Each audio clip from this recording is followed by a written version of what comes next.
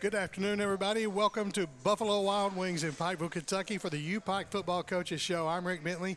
He's Coach Corey Phipps. He's the reason we're here. This is the Coaches Show after all. And, Coach, how's the week been for you? It's been really good. Weather's been great. Guys have been good. I think they're energized to get their first home game under their belt. We're here, deep in the season and just getting to our first home ball game because of a bye week and a couple road games.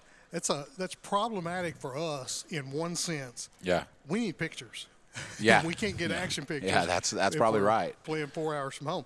But a nice game for you last week. I know it didn't turn out the way you wanted it to. 37-34 loss to Campbellsville. They're ranked 20th. They moved up in the poll.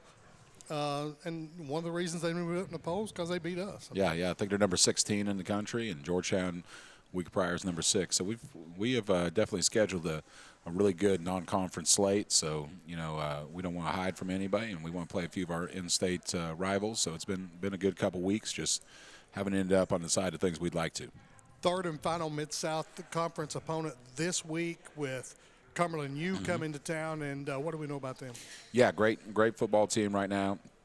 2-1 with wins against Reinhardt and Ave Maria, and then their one loss was in a pay-to-play guarantee game where they got beat 65-0 against FCS Division I Tennessee Tech. So those things, when you want to make a little bit of money to fill the coffers of your athletic department, sometimes you got to play those games. So we're not necessarily one of those places that likes to schedule those ball games, but Tim's done a great job there through the years. Really good friend, really good human being and coach. Even Chris Elliott worked there real briefly as the defensive coordinator there at Cumberland U. So think a lot of their institution, think a lot of their athletic director and department, and in addition to that, their coaches and their program. They do a nice job down there for sure. We played Tennessee Tech one year. It went about like that. I think we scored, but that was about the best I can say about it. The problem with playing teams like that is that one year we played Eastern Kentucky, and our starting quarterback got hurt. We didn't have him the rest of the year. So those things can happen. Yeah, they can parlay some things. I went down to my previous stint as a head coach elsewhere to Lamar University down in Beaumont, Texas, and they had a bunch of guys that had transferred in from TCU and Texas Tech and Texas A&M, and the head coach put his arm around me at halftime. He said, we paid you $90,000 to come down here, but we got 3 guys out for the season. They're telling me. I said, well, coach, sometimes when at that point we were as bad as we were, that you just launch us into another guy across the field and hurt his knee. That's about what you can do sometimes. Coach, we will get our first look at our team. What will people see? What will they see that's different than what they used to? Well, I want them to see what they've always seen. I want them to see a bunch of first-class guys who love this community and love this university and play hard for each other. They're going to play 4 quarters of football. I want them to see guys that really intently love each other and understand what it is to be a brotherhood. But I hope we see a few new faces and a few differences in terms of just our execution on both sides of the ball. And I think they're going to see a big difference in the kicking game with Coach Miner with us now. And so there'll be some similarities of who we are culturally. Our DNA has not changed in those ways, but hopefully you just see an elevated, crisper, better version of what you've always seen. And probably the one that they'll see that they most recognize is Amon. Yeah. Williams. Yeah, so Amon's a big part of those things. But, some of those receivers that had great opportunities last year, like Brandon Newton and Jordan Williams and, Grant Scott and those guys, I think they'll recognize some of those faces. I think defensively some guys who have come back to the picture like Levi Evans, is a really strong, cool thing that he left and the grass wasn't greener and came back. So I think you'll see some faces that might have been absent last year.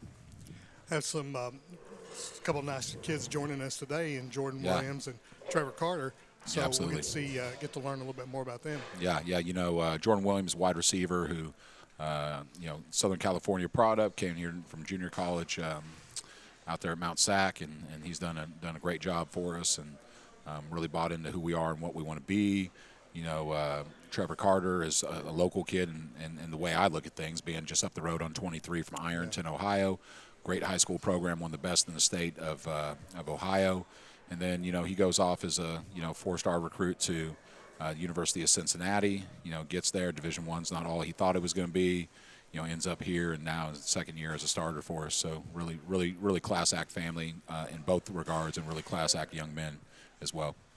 tell you, you talking about playing Division I ball. I followed your social media this past weekend while I was here watching soccer, and man, you travel better than a lot of Division I schools do. I'll say that much. We don't have as many road games, and we try to do a good job with getting ahead of the game and getting some good prices and some different things. But yeah, we like to do things first class. You know, we traveled on the road last week and had an opportunity to walk through at the University of Kentucky, and then had the chance to go over to Malibu Jacks. They cut us a great deal to play some arcade games and a little bit of go-karts and stuff. So our guys got the chance to do that. And then, you know, pregame and meal, you know, and Friday night meal was really, really good for us with those guys and in the hotel. So it was a really good trip, you know, really, really good trip. You know, when people cut you some good deals when you got to have 40 rooms, right? Yes, well, they should.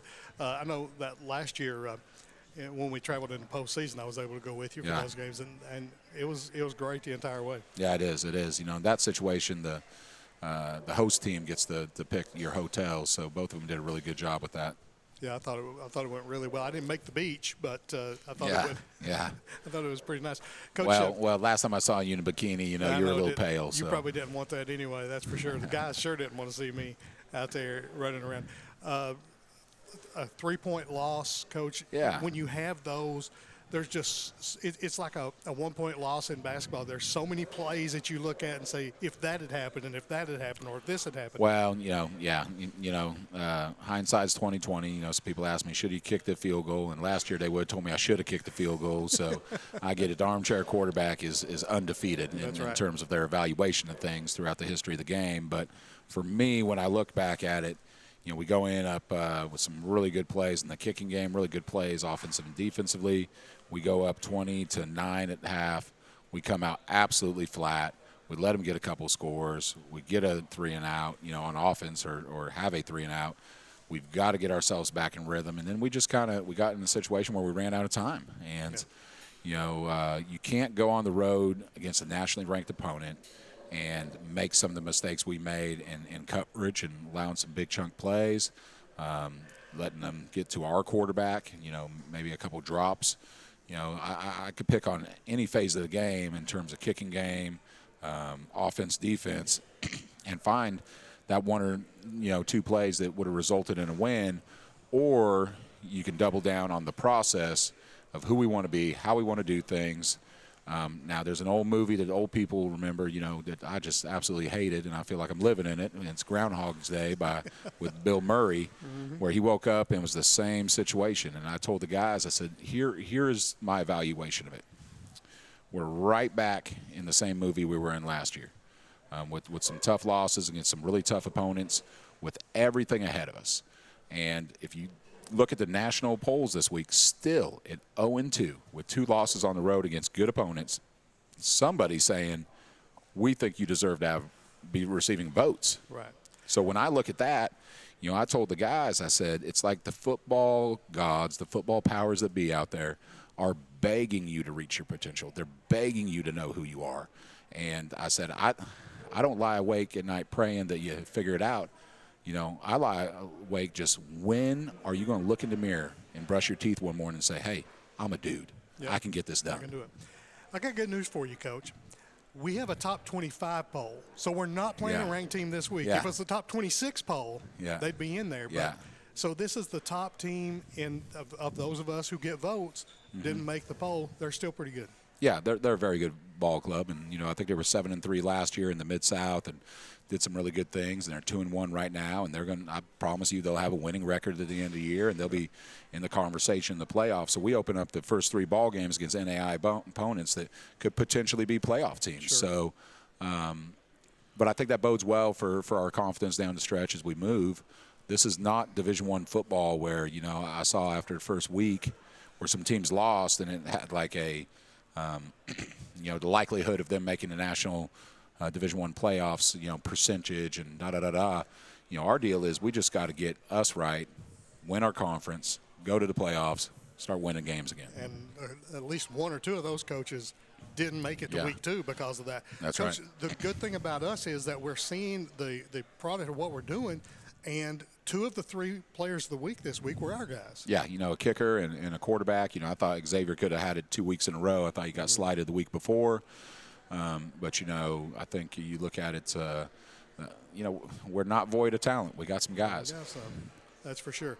I'm going to talk to a couple of them here. Tell me who you got with you today, Coach. Yeah, we've got, like we said a little bit earlier, we got Jordan Williams, wide receiver, who's going to come visit with us. And in addition to that, we've also got Trevor Carter, outside linebacker, who's going to come visit with us. So excited to hear those guys talk about what they feel is the strengths of the program. Tell me who the rest of these guys are. You got yeah, we've got some we got mix and match today. We've got our coaches and some of our support staff here today. And in addition to that, we've got some of our linebackers and wide receivers and leadership council guys. It's just kind of a mix and match today, guys we think do right in our program and are big-time character people. That's one thing I've neglected to do the first 2 weeks. We want to make sure that we tell, who's here to be a part of this thing, because it's not just you get to show up and eat for free. You got to earn this. Yeah, a little bit. And our guys all typically earn a moment to be in here during the course of the year. So, we're just excited to have such a great corporate sponsor like Buffalo Wild Wings to love on our guys and take care of us. They do a really good job. Let's jump out of here and get one of these guys in here. Yes, sir. Are you coming back at the end, or do we? I'll come back. Okay, you're coming back. Okay, so we'll be back after this. You're watching the UPIKE Football Coaches Show from Buffalo Wild Wings in Pikeville, Kentucky. Welcome back to the UPIKE Football Coaches Show. I'm Rick Bentley here with Jordan Williams. Jordan is a 5'10", 179-pound senior wide receiver from Inland Empire, California. I'm going to start the questions right there. Where is, and most time I ask this, like I'll ask a dude, where's Kingsport, Tennessee? And I'm there 10 times a year. But I really don't know where this is. Where is Inland Empire, California? It's in Southern California. It's like an hour, 2 hours from Los Angeles. A big city we're around, San Bernardino. Yeah. So closer to Los Angeles than San Diego? Yeah, for sure. Okay. 10 catches, 115 yards last week. That's a big night right there now. Yes, sir. You like when they look your way a lot? I just thank, Coach Phibbs for giving me the opportunity to do what I do. What do you do besides catch the ball well? Just catch the ball, go upfield. Nothing much you could ask for from a wide receiver. So your second straight 100-yard game to start the season. So if we can get 8 more of those out of you, that's a pretty good year. That's a pretty good start right there, huh? Yes, sir. Tell me, 12 catches, 107 against Georgetown.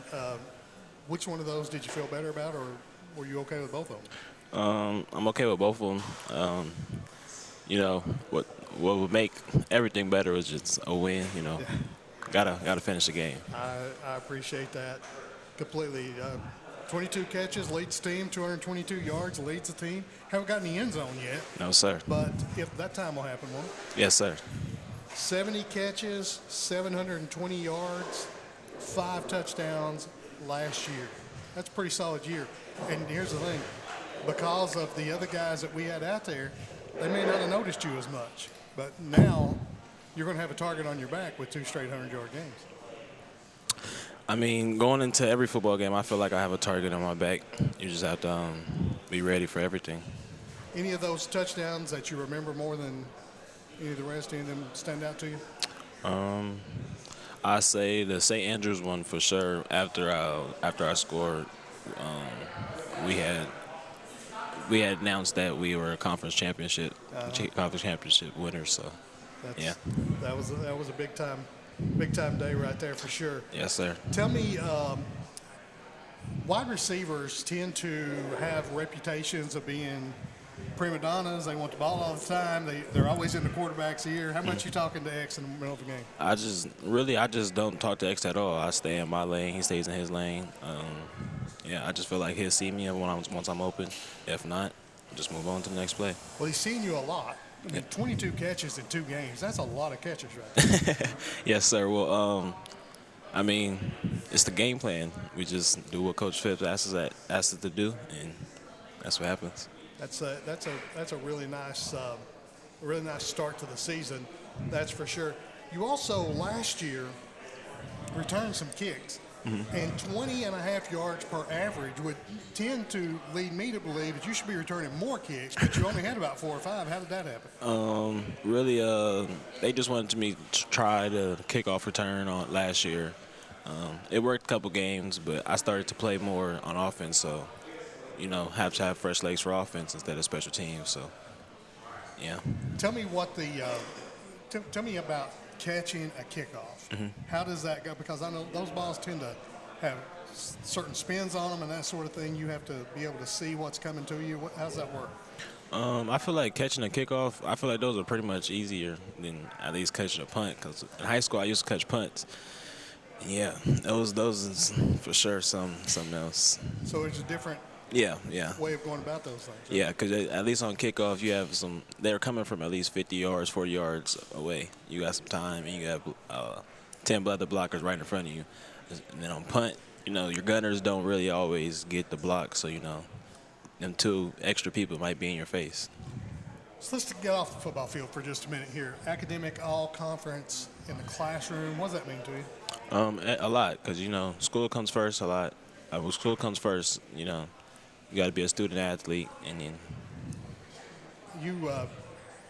obviously that's something that you like. Does that come natural to you? Do you work on it? How does it go for you in class? I feel like it comes natural just because I was always raised in a household that like I had to have certain grades. I wasn't allowed to have C's. A's and B's were pretty much exceptional, like nothing else lower than that. So I just feel like it came from a young age. Yeah, I was raised that way too. Like A's and B's were acceptable, but you might have to explain a B or two every now and then. Yeah. What's your major? I'm a health and human performance major. So how do you wind up in my class, majoring in health and human performance? I teach sports communication. He's in that class. We met a couple hours ago. How did you wind up in that class? Really, I think it's just one of the required classes I had to take. Oh, so that's a required class for you? I think so. All right. Well, have you learned anything yet? Yes, sir. We had a guest speaker last week, and I had to actually learn some things from him. Looking forward to next week, too.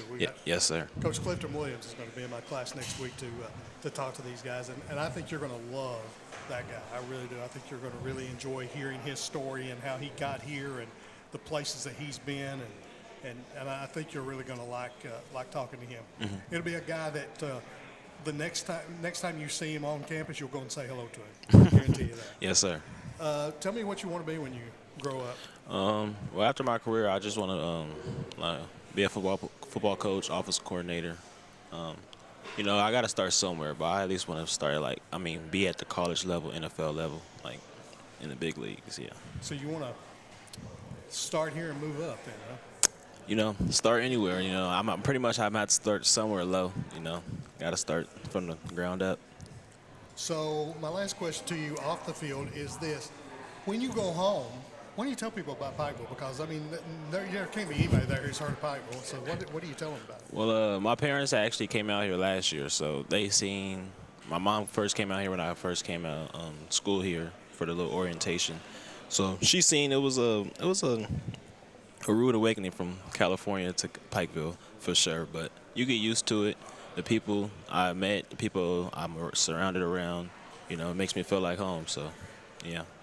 So the mountain area, is that similar, completely different from home? How's that? Well, we have mountains, but California is a big city, so we don't have mountains surrounding us literally right there. Like literally there. Yeah, so that's different. But when I'm back at home, we go to the mountains. 'Cause I like snowboarding, things like that. So I'm used to it. So you're used to the snow. That was my next question. Yeah. What did you think about the winter last year?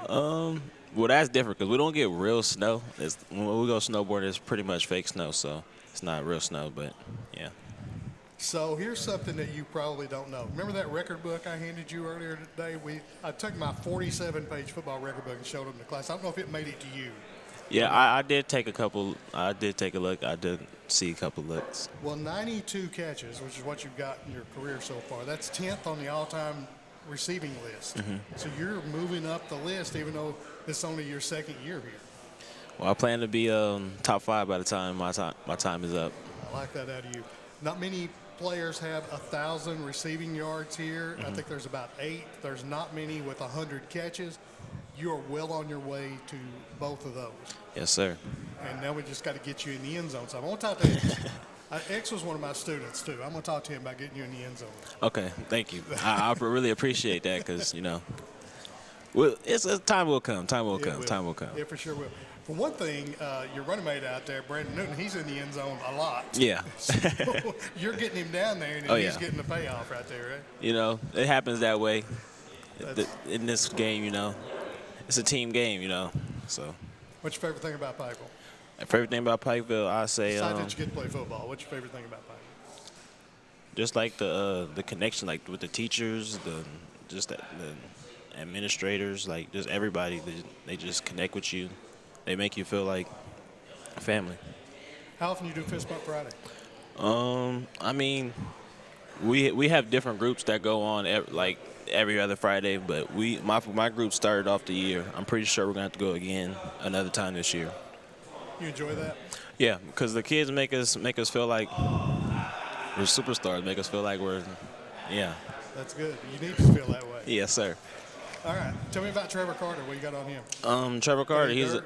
you said what? Got any dirt on him? No, not a dirt. And he's a good football player. So tell me, how much interaction, offense and defense, are there in the course of a practice? What is that? How often you guys lining up against each other? Well, right now, because we're in season, we only line it up in the beginning of practice, like the first segment, and then after that, we don't see like the defense after it. So you don't have to go across the middle and face a linebacker or anything? No, we'll see scout, but it wouldn't be like our ones. Yeah. All right, man. Appreciate your time. Good luck, and let's enjoy this class we're in together, okay? Yes, sir. Let's learn from each other. That's Jordan Williams. We'll be back after this. Talk to Trevor Carter. You're watching UPIKE Football Coaches Show from Buffalo Wild Wings. Welcome back to Buffalo Wild Wings in Pikeville, Kentucky. I'm Rick Bentley. It's the UPIKE Football Coaches Show. I'm joined by Trevor Carter, 6'3", 233 pounds. That looks about right. Yes, sir. Good size for a linebacker, sophomore linebacker from Ironton, Ohio. How excited were you last year when Ironton won the state championship? I was pretty excited. So my high school career, we went to 3 of them, and we lost all 3. So it was really a good time for me to watch these guys that I played with throughout high school get a win. Did you get to go to that? I did not, no sir. And did you get to go to Shelby Valley when they opened the season up here? I did. I was there for a little bit. I think I left before halftime, but it looked like they played a really good game. Yeah. I think they're still pretty good. Yeah, I would say so. Yeah. I saw Ironton play Belfry several times when they, and Belfry's a really good football program. You Right. know? But I think they only beat Ironton one time, and they played about 12 years in a row. It's a really stout football program in Ohio. Right. Yeah. I think they had a big rivalry back in the day. I believe my dad was telling me a lot about that. Yeah, and that's not too far from here. Now let's talk a little bit about you. 5 tackles, 3 quarterback hurries. What constitutes a quarterback hurry?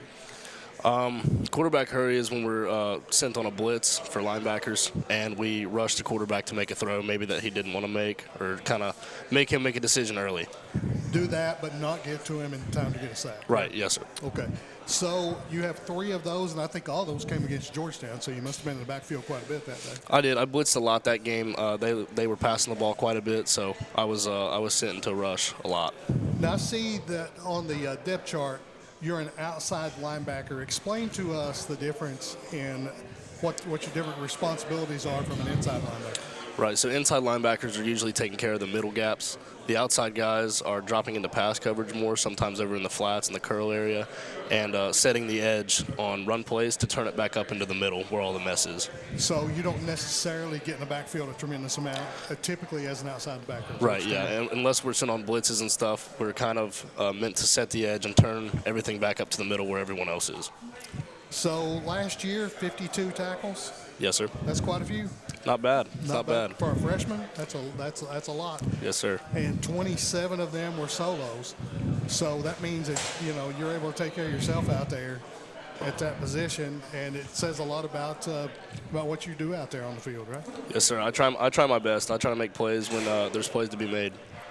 You had 52 tackles. I'm going to guess that at Ironton, you guys played really good competition. So was that a typical number for you, or did you have a lot more tackles than that in high school? I think my senior year, I played a lot of middle linebacker, and then when we got to the playoffs, I played the strong side linebacker. So I think I ended that year with around 140 tackles. So it's a little bit more than I've made here. That's a lot right there for sure. You also had an interception last year. Tell me about that. Yeah, so that was against Bluefield, and I was playing on a slant route that they threw in, and the quarterback threw it a little bit behind, and it tipped off the wide receiver's hands, and I was able to dive and catch it before it hit the ground. Tell me, in a snap, do you know already? Can you tell if it's going to be a run or a pass?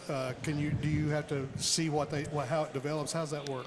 Sometimes you can. Sometimes you can key different things that linemen do. If linemen are leaning a certain way, you can tell if they're pulling, or if they're leaning back a certain way, you can tell that if they're setting into pass coverage.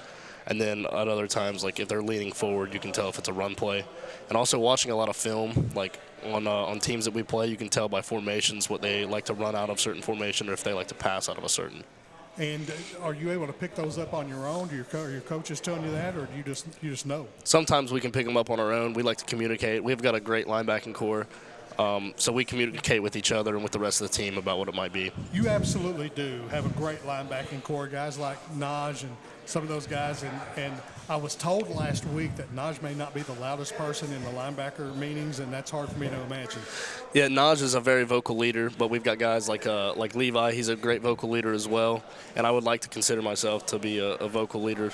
We all like to talk and be loud on the field so everyone knows what's going on. Well, Levi was the one who told me that last week when we had him on, and he didn't say it was you. He said there was another guy in that room, and I'm like, man, that's going to be a loud room if Naj is not, because I love Naj. Yeah, oh yeah. He's one of my favorite guys on this team, and it's so much fun. But you're right. There's a tremendous amount of talent at the linebacker positions, and that might be why we go 4 instead of 3 there in that slot. Yep. But I think that's good for our team. We'll have overhang players. A lot of teams play a 4-3. We play a 3-4. So we've got more linebackers, more guys that are kind of spread across the field. Guys on opposite sides can talk to the DBs and let them know what's going on and what the play calls and things like that. So. You had 2 forced fumbles last year, too. Tell me about that. How exciting is that to knock the ball free? It's pretty exciting, especially when you make a big hit and then you kind of get up and see the ball on the ground and it's like, wow, okay, let's get the ball and let's go score.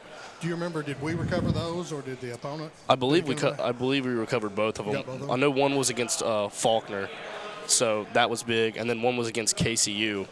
I'm not sure if we recovered that one or not, but I know the Faulkner one we recovered, and then we scored off of it. So now you told me that you tend to play coverage instead of charging the quarterback, but 2.5 sacks last year. Yeah. So a couple of those, I think all of those were on blitzes. We've changed some things up this year, so it's a little bit different. But we blitzed a lot last year, and I was able to get one-on-ones with some running backs at some times and kind of make a move on them and get to make a play. So you're a freshman last year. You're in your first year, obviously, of college. That's the definition of a freshman. Right. 10 tackles against Baker in the playoffs. That's a pretty big day right there. I don't care what class you're in. Yeah, that was a great day. Especially that was the first win in playoff win in school history. So it was a really good time getting to go out to Kansas and to play a great team like Baker. And then it was even more electric when we came out with the win and we were able to move on. And it was one of those things that they were the higher-ranked team, they were the home team, and all those things. But I just felt like that. At least on that day, we were the better team. I believe so too. I think they were a great team, and I think last year we were very underrated. We were underdogs a lot of the time, but a lot of the games we did lose last year were in by just a couple of points, a field goal or an extra point or something like that. Yeah, I think I could be wrong. I shouldn't say this, but it seems like that all of our losses were one-possession losses. Like we didn't get beat very badly in any of those. Let's get off the field just for a minute and talk a little bit about tell me what you're majoring in. I'm majoring in business administration. So. Good deal. So have you met Brenda Maynard yet? Do you know Brenda? Oh yeah, I love Miss Maynard. Yeah, she's awesome. She's a special lady. That's for sure right there. Let's see, what else do I have for you? You had a kickoff return last year? I saw that on the stat sheets. I don't think I did. I was really confused about that. I saw that kind of like in the little bio under my name on the roster, and I was like, I don't remember that. Yeah, see, I wrote that bio, so okay. I'm glad you saw that because I didn't remember that. I felt all summer when I was doing those, I'm writing all these things, and these guys aren't even going to know they're there. But right. Thank you for telling me that you did see that. No, yeah, I read it. That was awesome. I really liked that little feature. So, second team all conference. What does that mean to you in Charlotte? That meant a lot to me. I felt like I came out and played hard last year, and I remember when I saw it for the first time. We were on the bus to Baker, still going to Kansas, and I didn't even see it at first. I think it might have been Naj that hit me and was like, "Hey, you made all conference." So that was a huge thing. But I try not to look at like the personal goals too much. I try to like keep it together and see what we can do as a team. Tell me what your goals are. Goals this year are, I really believe wholeheartedly that we can win the rest of our games. I would like to finish the season 8-2 and then move on to the playoffs and get a couple wins there. That'd be nice, wouldn't it? Tell me what you want to be when you grow up. So I told you I was going into business administration, and originally I planned to go into pharmacy in school, but I talked to a couple people that were kind of like iffy about it, and my dad has a couple of friends that do financial management. So that really interests me. I like working with numbers and things like that. So that's the plan for when I get out. I want to graduate with my bachelor's and then get my master's in business administration and go from there. So you aren't looking at coaching at this point? No, sir, not yet. Well, I tell you what, I think you're smart enough to be able to do both. And I wish you the best of luck, brother. Yes, sir. Thank you. That's Trevor Carter. He's a starting outside linebacker for the Bears and only a sophomore. We can see a lot of tackles out of this guy before it's over with. We'll be back with Coach Phipps to wrap things up here on the UPIKE Football Coaches Show from Buffalo Wild Wings in Pikeville, Kentucky. Welcome back to Buffalo Wild Wings. Rick Bentley, Corey Phipps here on the UPIKE Football Coaches Show. Coach, we got a big game this week. I know that there's a lot of excitement about that, like you say, the first home game. But we got something big before that. Tomorrow night, ring ceremony. Yeah, 7:30 tomorrow night. There in Booth Auditorium, we'll get an opportunity to hand out the last year's AAC Conference Championship rings to last year's team, and super excited about that, to have the opportunity to honor those guys. It's always a little bit weird when you're mid-flow of something else, but it took a little while to raise the money for all those rings. Took a little bit while to get them in production. So they came in a couple weeks ago. Got some guys that are off doing big things in their careers now who graduated, but we'll make sure we ship those to them. But the guys that are able to come back, we encourage you to come back and fellowship and love each other one last time and talk about some of those things from last year as we prepare for our first home football game. Is it something you just wanted to do different, that we're doing it on Friday night and not before game on Saturday? You just don't want that distraction on Saturday? Yeah, that's what I thought. I just thought getting those guys back on a Friday evening and then letting the team reset on Saturday morning would be a better way of doing it. There's probably different ways to skin that cat, but it's just the one I came up with. That's good. That's good. I like it.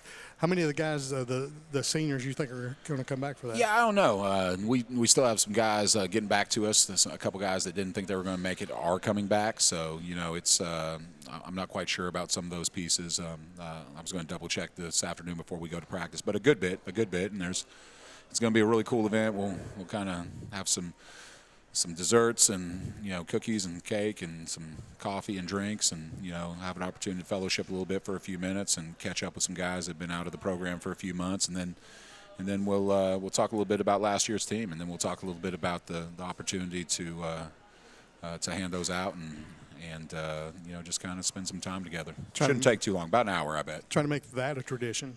I would love to make that tradition. Yes. I would love to make that tradition. Love to make a tradition in the athletic department for a bunch of our teams. That's right. Which is a bunch of teams on the rise right now, so we're excited. I guess it's different at our age than it is their age. I mean, they're really excited about the rings, and I'm excited about it too. But, I mean, you and I look at more having an impact on them as people. Yeah. And then they came in here to try to get a ring, and now they've done that, right? Yeah, and that it's a big deal. There's a lot of coaches in our staff that had the opportunity to win them, and some that haven't.